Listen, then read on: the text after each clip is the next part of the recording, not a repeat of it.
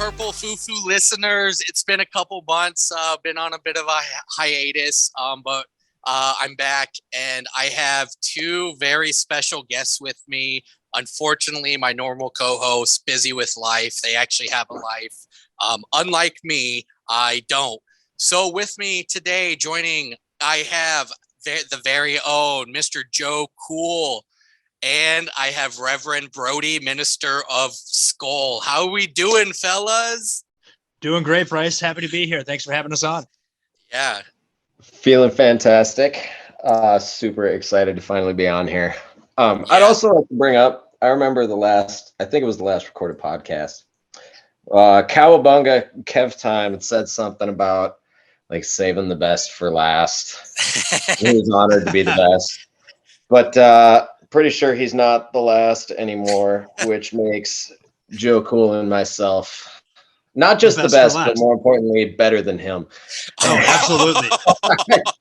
Didn't you ask him to be on the show, be on this recording too? Yeah, but conflicts came up, and I'm not gonna lie, I definitely forgot to ask him to join us tonight. So, Cowabunga Kev, yeah, quote unquote forgot. Fuck you, Kev. Cowabunga Kev, we do appreciate you listening. But to be fair, you have already been on one episode, so Rasta was on twice in a row. So you could have technically made it work, but he's also Rasta. Yeah. So before we get going on football stuff, Brody Rev Brody, I heard you were applying for grad school. That's exciting, man. Oh, yeah.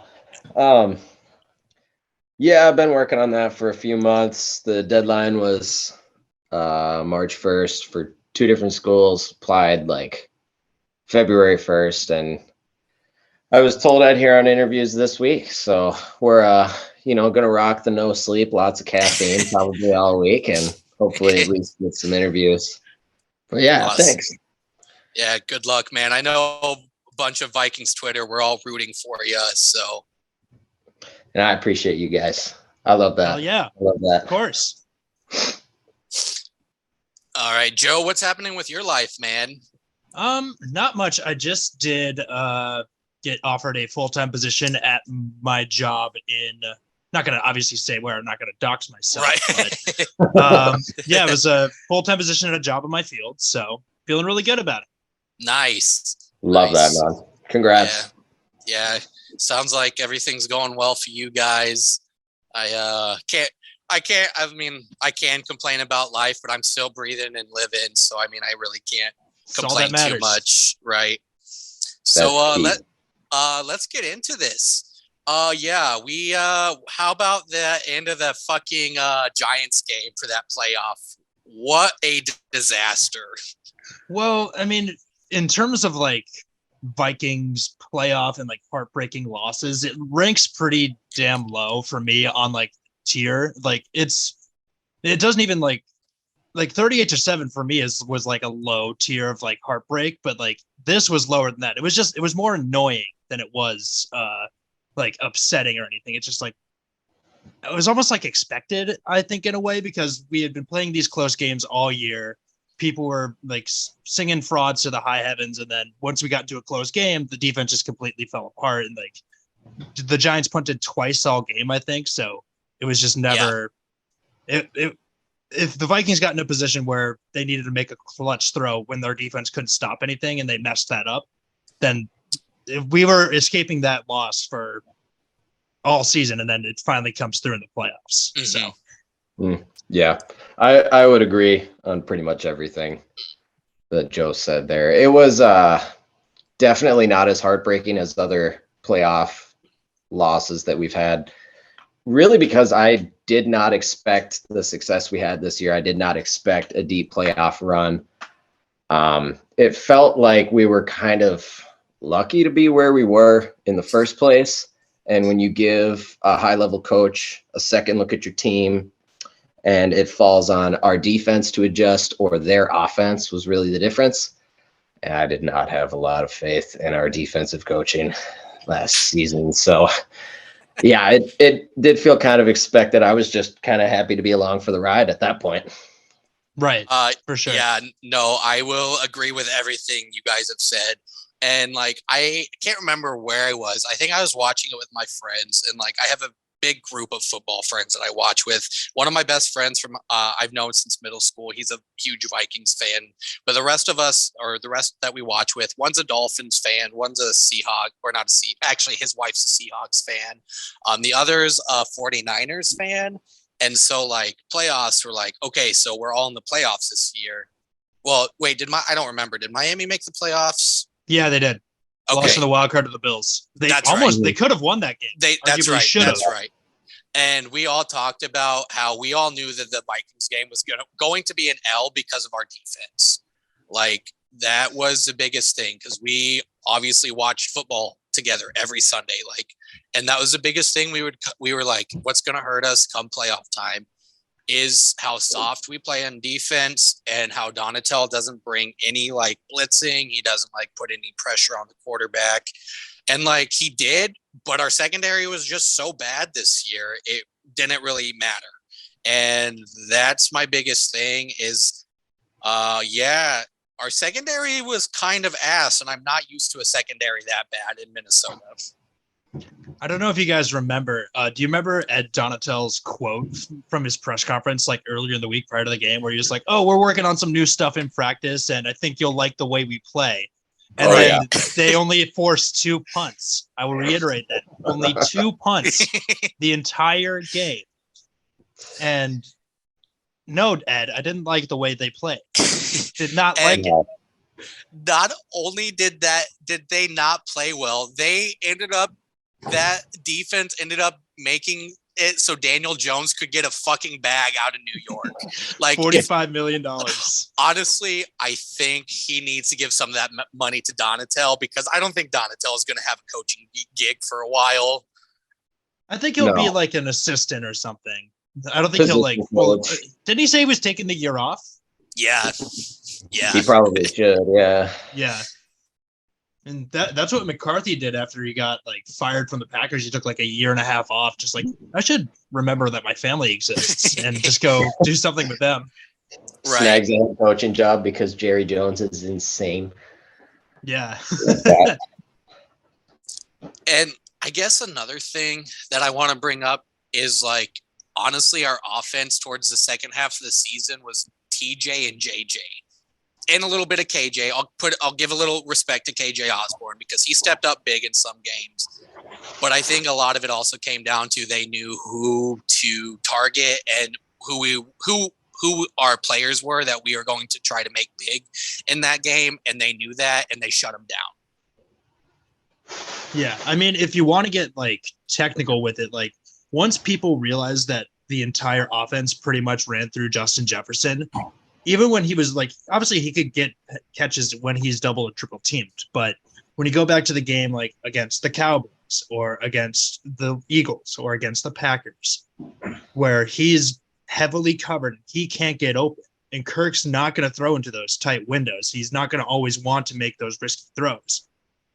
They got a little bit of help with TJ Hawkinson. I hope he sticks around. I think he'll be a great addition. And hopefully they can extend him this offseason or next offseason, depending on what happens. But even with TJ Hawkinson getting extra touches in like the playoff game or against other teams as well, like you need another high value receiving target other than your tight end, because then you're going to draw the attention away from JJ, because then they got to go cover those other guys. And then that's how you open up JJ in the offensive play. Yeah, I would agree with that. Another thing with a tight end being your second best option, even when your number one option is, in an obviously biased opinion, the best number one option in the NFL, that kind of really only works to that extent when it's like a Travis Kelce, like Hall of Fame level receiving threat. And I mean, obviously he's got Pat Mahomes throwing the ball too, but I don't think Hawkinson is quite that level. He also had certain games with quite a bit of drops. He's not the best blocker. But hopefully with a little bit more time in the system, he can figure it out a little bit better. There's not as many mental mishaps. And yeah, snagging another wide receiver too, which is an obvious need for us, could be huge and make our like receiving core as a whole like one of the stronger position groups on a fairly talented team. So. Right. Yeah, no. And I guess like with that being said, I think after that TJ Hawkinson trade, I will say, I think our offense got more dynamic, but that's just because, we have Justin Jefferson, like Brody said, and I don't even think it's a biased opinion. I think these last 3 years have shown Justin Jefferson is the number one receiver in the league. AP Offensive Player of the Year. Yeah. And yeah. And so anybody who says that Justin Jefferson isn't at least a top 3 wide receiver in the league, I will not take your opinion. He's at least top 2, and that man is not 2. I'll just tell you that right now. But yeah, once we brought TJ in, I was really hoping that it would like allow KJ Osborne and Adam Thielen to get open more too. Because, you would have to either focus your attention on JJ or TJ, because they can beat you down the middle or beat you wherever. But unfortunately, that didn't happen. And like you both have said, this team needs a wide receiver too. Again, not dissing KJ, because, it was year 2 last year for him? Was it year 2 or year 3? Well, he was drafted the same class as JJ, so it would have been That's year right. 3. Year 3. I forgot he wasn't on the field year 1. So that would he had a good chunk of time where he was less than good to say. Mm-hmm. Yeah. His jump was pretty dramatic, which is an exciting thing about Jalen Naylor, because he showed a little bit of, a couple flashes at the end of the season and some ability. And I think if he could take a similar jump to what KJ Osborne did in his first couple years, I think his athletic ceiling is higher and gives him a much higher ceiling than KJ Osborne. With that being said, I'd still like a solid wide receiver 2 this season, whether it comes in free agency or the draft. It really doesn't matter to me as long as it's a good move.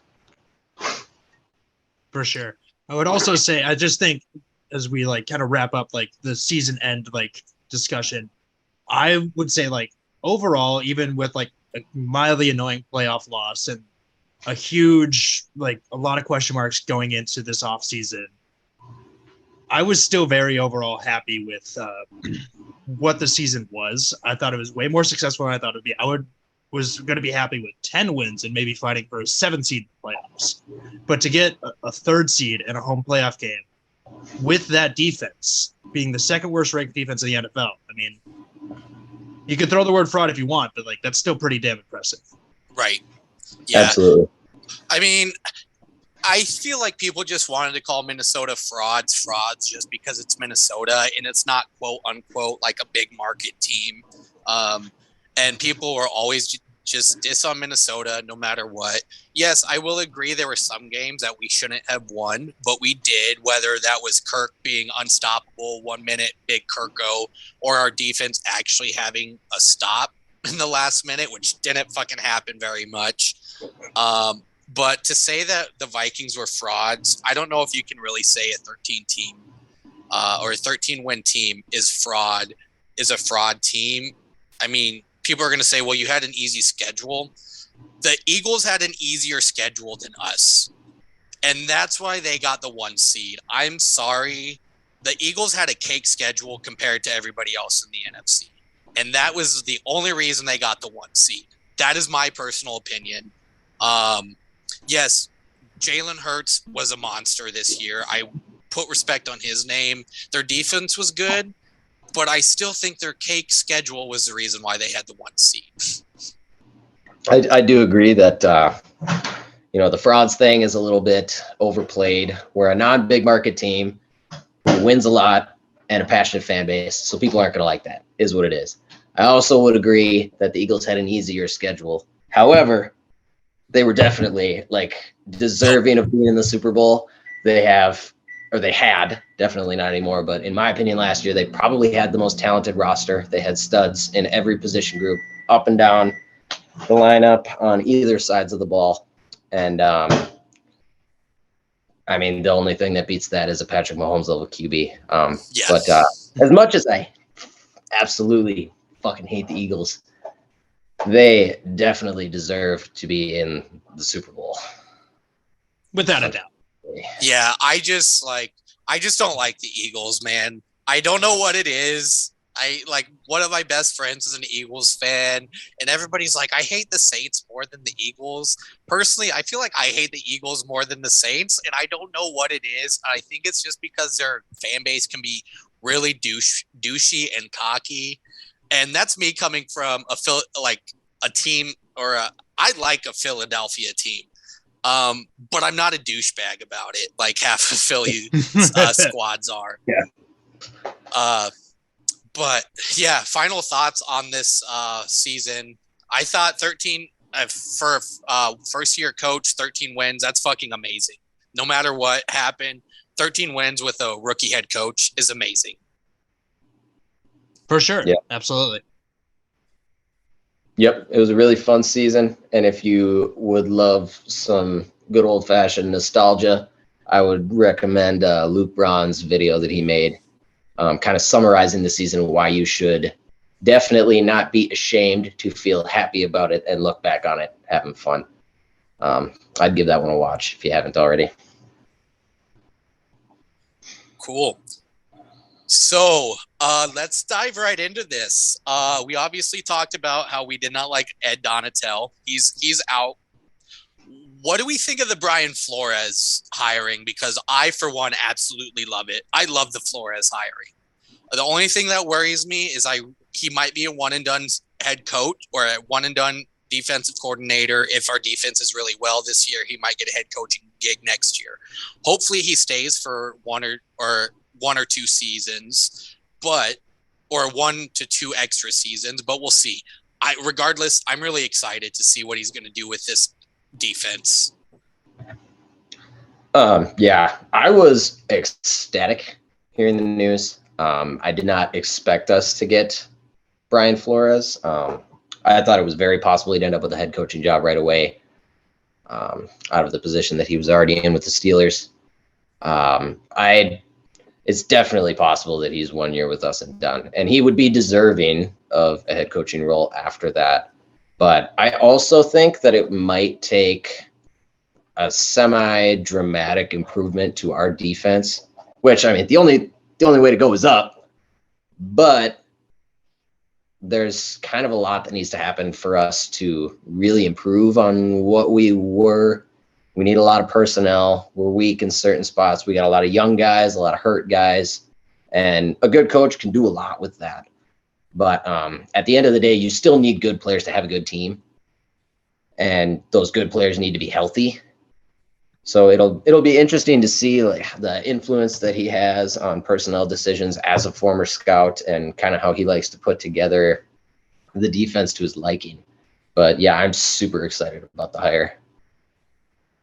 Yeah, I agree. I'm also very excited about the hire. Like Brody and Bryce said, I did not expect to get Brian Flores initially. I thought there are some other candidates that the Vikings were going to look to get first. I do also think there's obviously going to be a chance that he is a one and done, depending on the improvement of the defense and what have you. But I would also like to take a look at a guy like, say, Dan Quinn, who was fired as the head coach of the Falcons after a couple of years after 28-3. The Falcons just completely fell apart. And when you look, he took a defensive coordinator position with the Cowboys, and he's been there for 2-3 years now, and he's had opportunities to leave and go be a head coach again. But I think earlier this offseason, he re-signed with the Cowboys to continue to be their D coordinator, because he has this vision of like wanting to build one of the greatest defenses of all time. So as much as like the desire to be a head coach, I sure will eventually rear its head again for him someday. I think there's also a very good possibility that a guy like Brian Flores could end up being similar to a Dan Quinn, where he wants to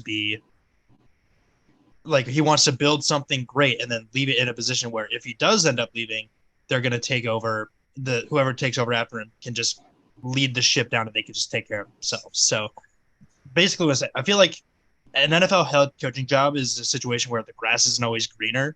Looking at a guy like Cliff Kingsbury, who takes like an Arizona head coaching job and it flops after 2 or 3 years. And I mean, they've gone through like 3 or 4 head coaches, I think, in the last like couple of years. So Right. It could always be good to just stick with the D coordinator job for him. And I mean, now that I think about it, I feel like Brian Flores might not want a coaching position after everything that happened down in Miami with everything too. So I completely forgot about that. And then for some reason, it just like clicked in my head. But yeah, if he wants to like be a Dan Quinn and just be like, hey, I'm here in Minnesota, like the freaking purple people eaters back in the day. If he could build us a defense like that, I say build a statue for Brian Flores. And here's my hot take. Depending on how long he stays here, and depending on what happens with the rest of the roster, I feel like Kevin O'Connell and Brian Flores could be the coaching tandem to bring us a Super Bowl to Minnesota. I know I said it a lot last season, but that was just me like drinking the purple Kool-Aid. But seeing Kevin O'Connell in his first year, he's going to learn from his mistakes that he made last year. Brian Flores is obviously a decorated defensive coordinator. So depending on how long he stays here, I could absolutely see them bringing a Super Bowl to Minnesota.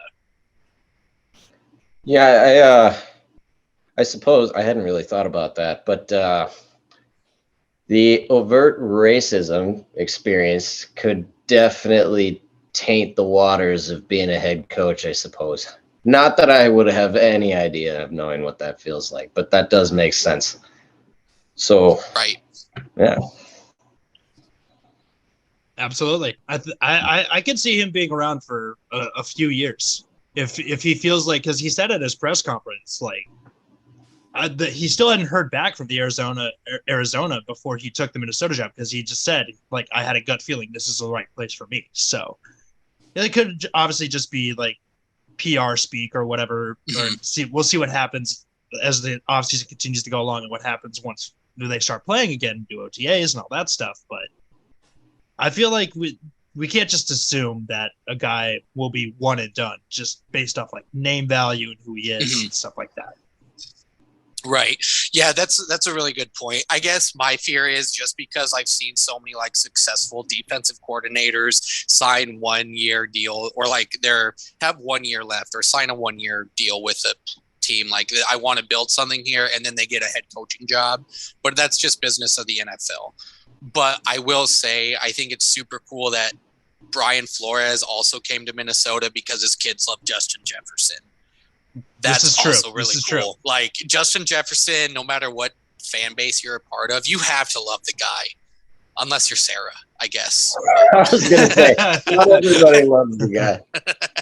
Some people will be deep in, like, niche Twitter replies talking about, deleted Instagram stories of him bitching out reporters or something that was totally made up. But I don't know. I'd say a solid 90+% are like, yeah, Justin Jefferson's pretty goddamn cool. Yeah, and anybody who hates on Justin Jefferson, like, if they had him on their team, they would be singing his praises. So right, absolutely. Like, I don't know. I just think it's really cool that he ended up in Minnesota, and that Quessy has actively said he's going to be here for years. So that's really fucking cool that we have a future like Hall of Famer. Because, like, just based off of his first 3 years, let's be real, he's put up Hall of Fame numbers in his first 3 years. I mean, he's broken Randy Moss records. Yeah. Oh, yeah. So, like, no matter what happens here, I feel like Justin Jefferson already has a Hall of Fame career. So. Oh, yeah. He will define, like, this era of Vikings football, much like Moss and Carter, Jake Reed, Dante Culp. Yeah. That era is defined by those players. He will be like the guy. Like, do you remember the years where we had Justin Jefferson? Everyone would be like, oh my God, yeah. See, I never like really watched a ton of football when Randy Moss was on the Vikings. Like, I wasn't as big into it as I am now. So watching Justin Jefferson break his records, I'm like, I can tell my kids I know him, and I was watching him while he was in his prime. Because honestly, he's not even in his prime yet. And that is what's scary. Is that he's still probably got 2 or 3 years before he hits his prime. And watch out when that happens, because when we have Lamar Jackson and Justin Jefferson running this offense, the NFL needs to watch out for the Vikings. Yes. Because God, that reminds me. listen, I'm on that board. Like Questy, if the Ravens want 2 first-round picks for Lamar, go get him. If that's what they're asking, just go do it. Like he wants out of Baltimore. Kirk, I'm sorry, love you, buddy, but you need to go to San Francisco. That's your best shot at a ring, and bring us Lamar, and I would be happy. I've been saying for probably a couple months now that I would be fine with half of our payroll going to Justin Jefferson and the other half going to Lamar. We can figure the rest of the fuck out later. It'll work eventually. Freaking Uneducated Takes had a perfect tweet about it today to summarize. It's like there are a few good arguments about not signing Lamar, but none of them have to do with his play, with how he plays football, which is absolutely correct. And sure, you can make all the arguments you want about the money, but at some point it's like having 2 like really fucking awesome players like that on your offense just sounds pretty cool. And when was the last time we've had a Lamar Jackson type quarterback? Fucking Dante Culpepper. Yeah. He was like the last quarterback that the Vikings drafted who actually turned out to be at least somewhat good for an extended period of time. I remember when the Vikings drafted Christian Ponder, I was like 13 years old, and I like looked at my dad and I was like, "Who is that?" And we drafted him in the first round with the 12th pick. I mean, if we want to be, Lamar could be a Minnesota Viking if Rick Spielman didn't draft Mike Hughes over him.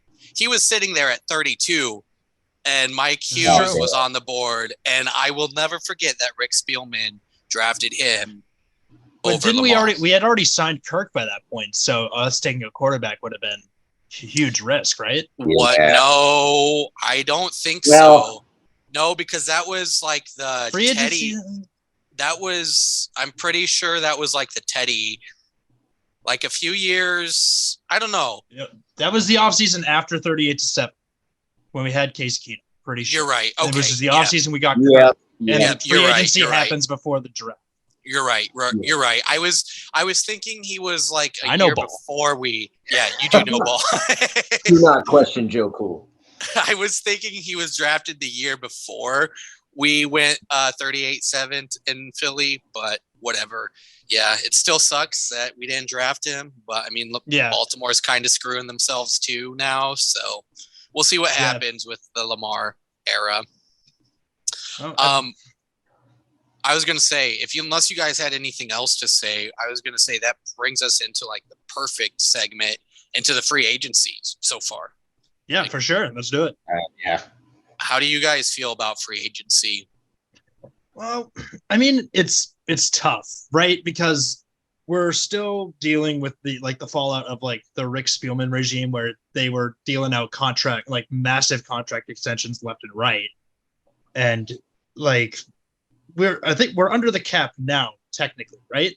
Mm-hmm. We reached that deadline, but like, we still have very little cap to play with. So it's tough when you guys they want to sign, there's no doubt that Kwesi would love to sign a couple more free agents before heading into the draft. But he's also got to balance that with we still need to, with our 5 draft picks that we have, we got to draft those guys, we got them contracts, we got to figure all that stuff out, and it's a tough balancing. Obviously I would love to see them bring in a wide receiver to complement JJ and maybe either a cornerback or maybe even a linebacker, whatever combination of those 3. But when you are dealing with the cap hell that you have, and when it's not your fault that you're in it, you really have to dance around what kind of money you have.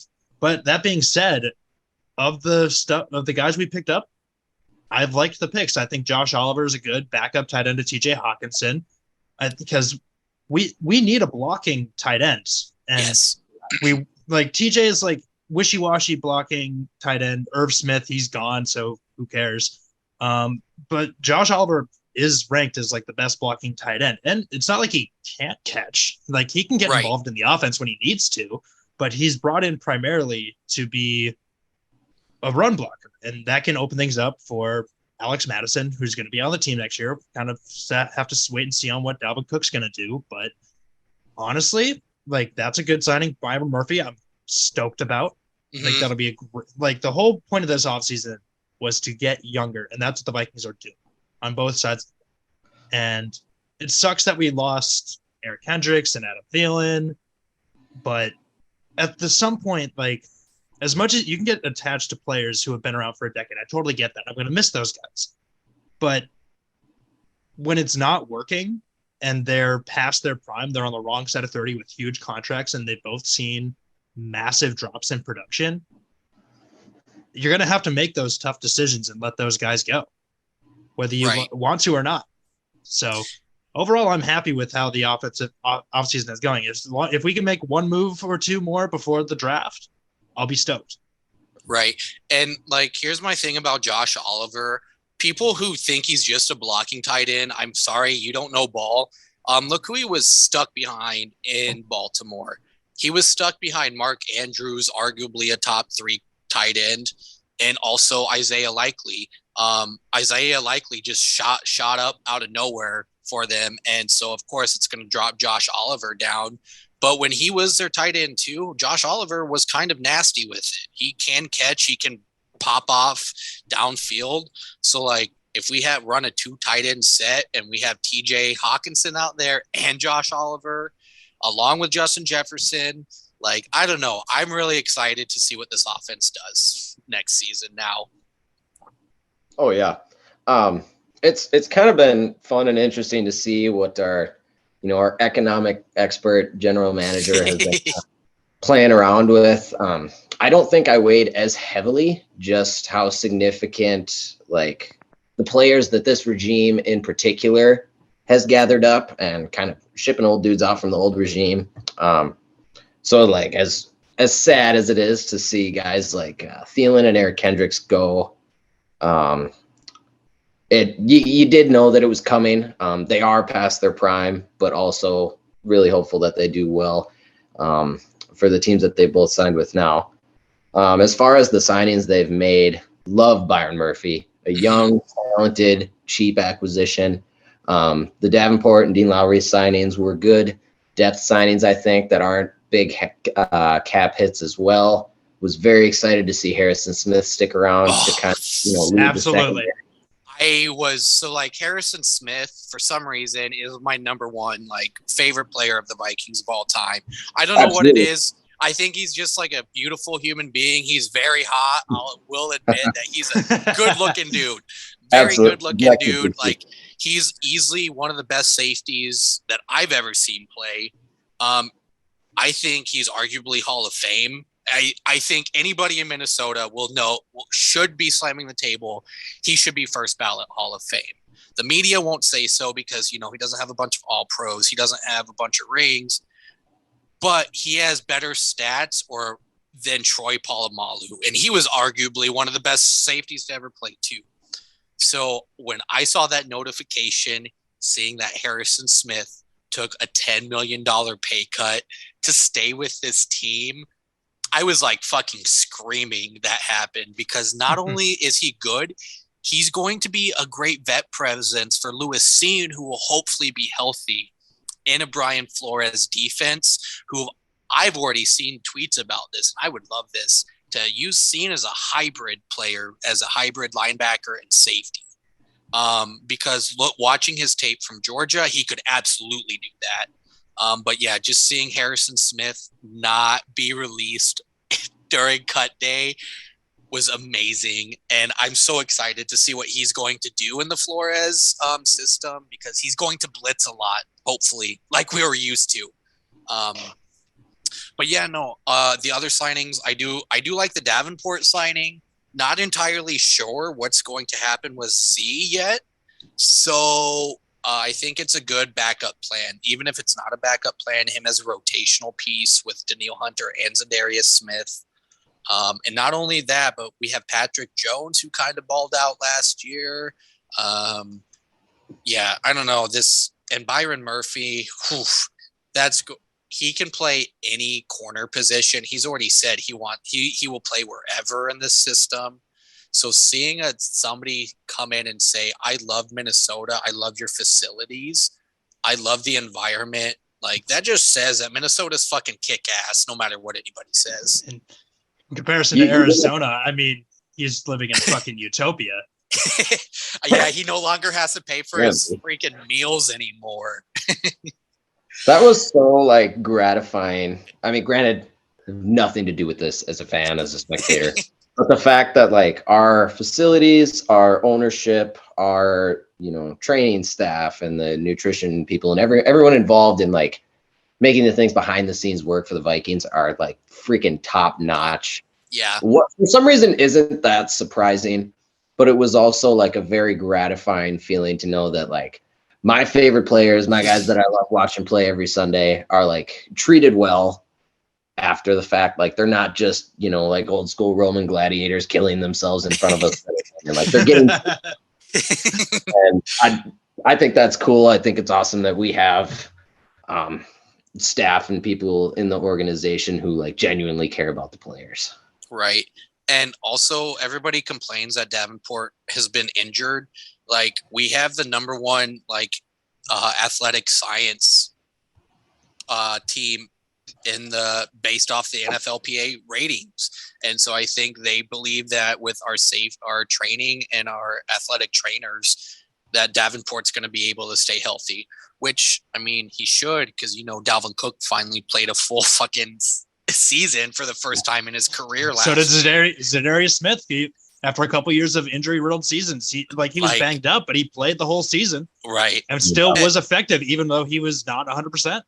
And right. I think it speaks volumes to like the Wilfs. Like you could say a lot of things about Mark and Ziggy Wilf as like owners, because all owners in the NFL are going to be somewhat shitty, right? But it seems like the Wilfs, especially within the last decade or so, have really been committed to building a world-class organization for the state of Minnesota, and that's just really awesome to see. And it shows that like it's always nice to have an owner that genuinely cares about the teams that they purchase. Like, because a lot of owners, like not just in America but around the world, will buy a team just for the sake of buying it and just rip it to shreds just for the sake of it, so they could sell it for a profit or something like that. And they're not even taking into account like the fans that are there for every game care about the team. So it's nice to have an owner and a group of owners who are like, yes, this is our team and this is what we want. We want to make them great. Absolutely. Yeah. And speaking of the training staffs, Zadarius Smith, Dalvin Cook, I am so interested to see what they do with those guys, because I honestly, I don't think I expect either of them to be Vikings next year. I could totally be wrong. I think it's more likely that Zadarius Smith stays. I could see Dalvin Cook being used in a trade on the draft specifically, seeing as how we only have 5 draft picks. I think we saw a little bit of a glimpse into Kwesi and our scouts and how they like to accumulate. And, Rick Spielman loved to get like 9,000 7th round picks, which is great, I guess. They just keep coming and they don't stop coming. It seems like our front office now really wants to try and accumulate as much as they can in like those day 2 picks, because you really have to give up a lot to trade into the first round most of the time. But trading back and accumulating 2nd and 3rd, maybe even 4th round picks, you can still get some really talented, like high value players. But it's you don't have to give up nearly as much to really stockpile some of those picks and grab some. That's kind of what I expect, but also with the new front office, even now that we're into year 2, it's so hard to tell as far as like trends and things that they're going to look for. It's going to be an unpredictable time, and that's what I love about it. It's going to be fun. Right. And I think that that brings us to our next like transition point. Going into the draft, I could totally see Dalvin being moved some point during the draft or before the draft, like you said, Brody, because I frankly believe down in my gut that Madison wouldn't have re-signed here if he wasn't going to be the RB1 role and an RB by committee. Because he could have been RB1 in any other like team that was needing a running back, but he chose to stay here. And I don't think he would have signed back knowing he would be RB2. So he said he doesn't know what's going on with Dalvin Cook. I don't know if I believe that, but I'm excited to see what happens during the draft. We obviously need a cornerback, and there's tons of cornerback positions, but I personally think we should go D-line in our first pick because we lost Dalvin Tomlinson, and Dean Lowry's just not a Dalvin Tomlinson-esque guy. He's not going to do it. I think he's a fine player, but losing Dalvin Tomlinson is going to hurt this D-line.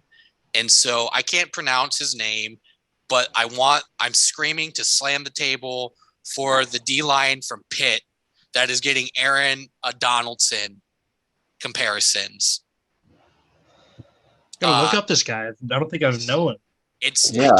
I can't pronounce his name. Chase. What is his name? God, it's once you say it's pronounced weird. Is it this Kalijah Cansey? Is that who it is? Yes. Yeah. He's a monster. Yeah, and he would be perfect for a D-line position. Me personally, I think we just need to go defense again, or unless one of the studs like wide receivers falls down to us, or even trade up for Will Levis because I'm on the Will Levis train, baby. I thought you were also on the Anthony Richardson trade because, like, when you look at it, if you want to go like draft day and see, like, the Raiders picked up Jimmy G, so now they might not be looking to use their 7th pick to take a quarterback where a Will Levis or maybe an Anthony Richardson might be. So that could be interesting to know. I don't know if Quessy is going to have like the capital necessary to move up like over 15 spots in the draft. But I mean, when you want to get the guy that you want, because I do think the Vikings need to get a young quarterback within the next draft or two. Although I think this current draft class is going to be a little bit better than next year's draft class. I don't know what the future holds next season, but I think if the Vikings are going to want to get a quarterback, I think this would be the year to do it. I'd be fine with a Will Levis. I would love an Anthony Richardson. Yes. Because I mean his raw physical talent and like his arm power is just unreal. And to get a Justin Jefferson, a guy like that on a cheaper contract, and he's going to be there minimum 5 years because for rookie contract purposes, that would be huge. And Justin Jefferson's only 22, so holy crap, you're right. I forgot how young TJ Hawkinson's only 25. Good Lord. Yeah. Also, I'm going to throw this one in there because he may listen to this episode. But Forrester, if you're listening, it's Tanner McKee season, baby. Bring me Tanner McKee. Tanner McKee. I don't know. I do think that this draft has more quarterbacks than next year will. And there's definitely some guys to have plenty of reason to be excited about. If we get a Will Levis and Anthony Richardson, I am going to absolutely fuel insane agendas, even crazier than all the whack shit I've seen this year. But I'm not a good QB evaluator. I've been wrong so many times. I've been right like twice. It's just I don't know. I go by a gut feeling, and I'm like, I don't think anybody here's the next Joe Burrow, Justin Herbert, Josh. I don't know. I do think that next year, Caleb Williams, that dude, there's just too much pure awesomeness when that guy's on the field to not look at him and be like, he's going to be a fucking all-star. The only bummer is we pretty much have to have the number 1 overall pick next year. I was just going to say, if we want Caleb Williams, we might have to pull a theorist here and say tank for Williams because honestly for the long term, like, you could convince me. You know what? Trade Kirk Cousins during draft night. Trade Dalvin Cook. We'll run it with Nick Mullins and see what happens. But I don't think JJ would like that very much because like he's been pretty outspoken. He doesn't give a shit about money. Right. He just wants to win. So us doing a tank season, like us pulling an Indianapolis Colts, like tanking just so we can get like our Andrew Luck would be not good for JJ's morale, and he'd probably want out. So and I would advise against doing that. I would hate to root for my team to actively tank. Anyone who wants the Vikings to actively tank, you're not a true fan. It's a loser mentality. I hate saying, "Oh, we should just tank the rest of the season." I'm not going to cheer for my team to lose every game. Sorry, not going to happen. I've definitely never even really fully considered the thought of like rooting for us to lose in any game that I can remember. Too good. Players don't tank.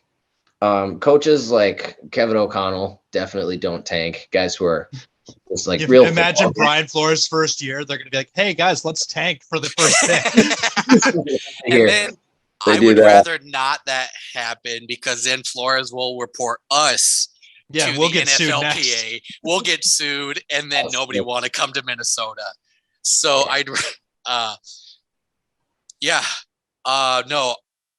I don't have any other thoughts, but it's up to you guys. I feel like this was a really good episode having you guys on. I think we're at a good wrap up spot. Unless you guys have any final thoughts. You're right. We'll cover that. You're right. I would like to start because I have one and you guys might have him too. My shithead of the week is the dude who made a fucking Forrester burner complaining about how shitty Forrester is, hiding behind a fake person and a fake name when you're fucking doing it too, and you're just mad because Forrester blocked you because you were talking shit about him. I don't know who it is. So it's probably somebody that listens to this.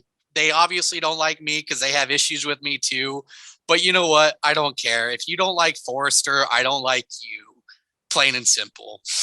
Yeah, for sure. I mean, I have my idea of who it might be. I'm not going to name any names because I'm not here to start shit with anybody. When I'm on Twitter, I'm just there to post dumb shit and have a good time. But it's ridiculous that someone like takes Twitter that seriously when to the point where they're like, I'm going to make a fake burner for a guy that I like, but I'm mad that he blocked me. So I'm going to incessantly complain about him through that burner every single day.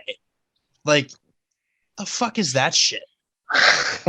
Yeah, no, he was like, oh, Forrester like tweeted 46,000 tweets in like 2 years or something. That's like, I was like, who fucking cares, dude? He's just talking about fish and his dogs that he likes. Leave him alone. Yeah. Oh yeah. You know, his like son will throw like metal toys at other kids, and it's like. If you think of how many like Borzoi or however the hell you say it, dogs he's just posted underneath other people's posts when it doesn't even monkey make wiener. Yeah. Or the monkey boat. Like all those are probably 30,000 of the tweets. Just random shit that doesn't even make sense. And like he's just a fun guy. If you get to know him, he like some of the shit he says is hilarious. So I'm just like, if you just don't like him, I don't know how you don't like him. And if you're mad he blocked you, well, that's on you, bud. Yep. I wonder the percentage of his tweets that contain the words "Sonny fishing bitch." Some bet is pretty. Good stuff. All right. As always. Joe, who's your shithead of the week?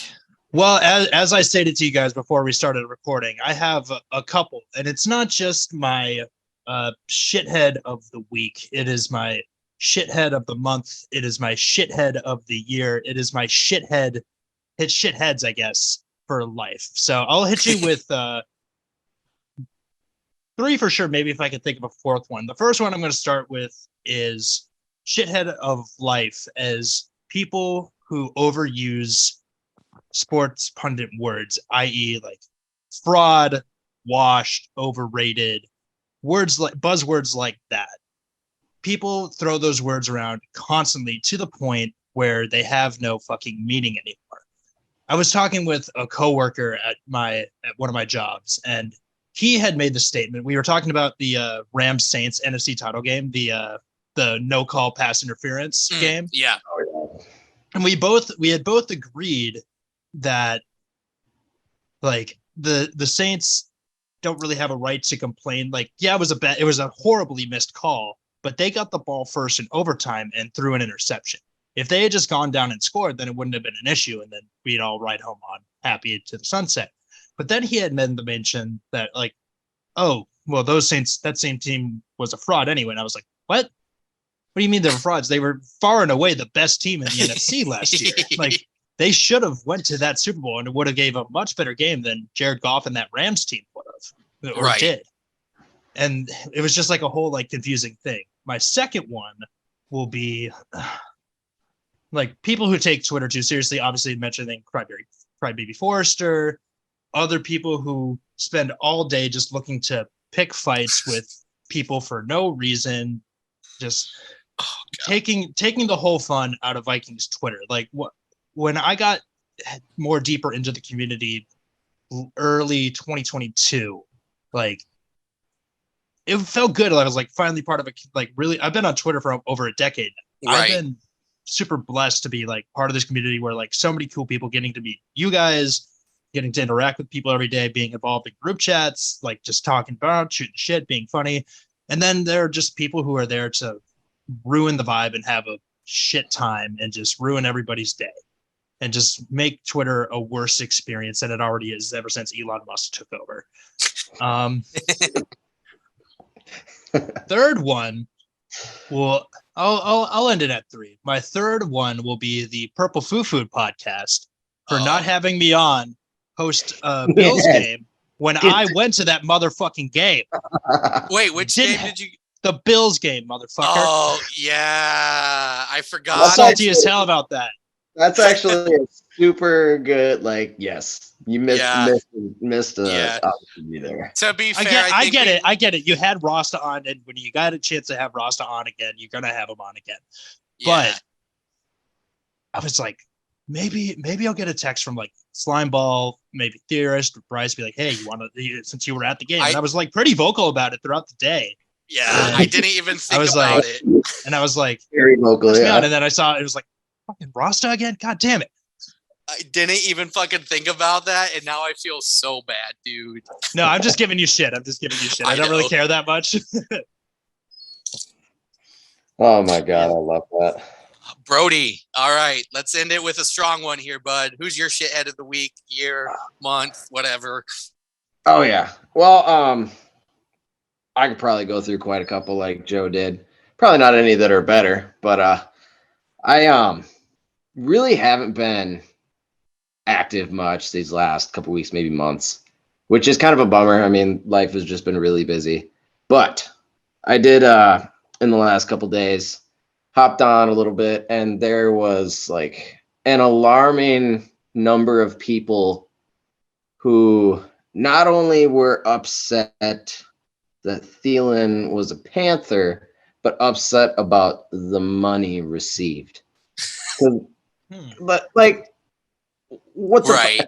Okay, so sure, you might be upset that he's a quote unquote traitor because he didn't stay with a team that did not want him. That did not want him. We don't even know what they offered him. Probably very low ball, if anything.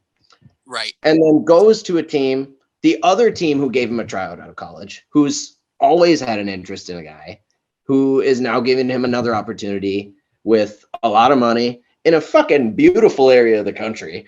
And he can bring his family there and he's taken care of, and he's 32 and still making a ton of money. How the fuck are you going to be mad at the guy for that? And call him a traitor off the bullshit. So my thing is I love Adam Thielen. I'm just glad we got rid of Caitlin Thielen and now the Panthers had to put up with her. I think my thing regarding Adam Thielen is like, yeah, I mean, the problem is like he was going to be 33 going into next season, and he was slated to make almost $20 million. And he obviously, when you're slated to make $20 million, you're not going to take a pay cut on that.